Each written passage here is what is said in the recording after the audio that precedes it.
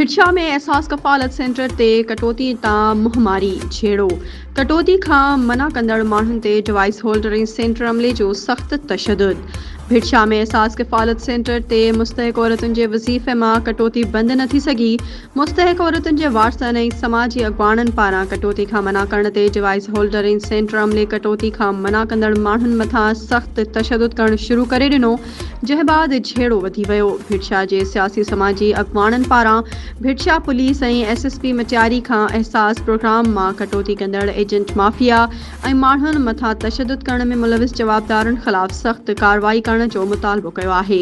ॿिए तरफ़ डिवाइस होल्डरनि जो चवणु आहे त असां का बि कटौती न कई आहे। कुझु बाअसर माण्हू असां खां डंडे जे ज़ोर ते फुरलुट कई आहे ऐं असां मथां तशद्दुद कयो आहे। वधीक ख़बरुनि ऐं अपडेट्स जे लाइ असांजे चैनल खे सब्सक्राइब कयो ऐं हा, बेल आइकन खे प्रेस करणु न विसारिजो त जीअं असांजी हर नई अचण वारी वीडियो तव्हां ताईं पहुची सघे।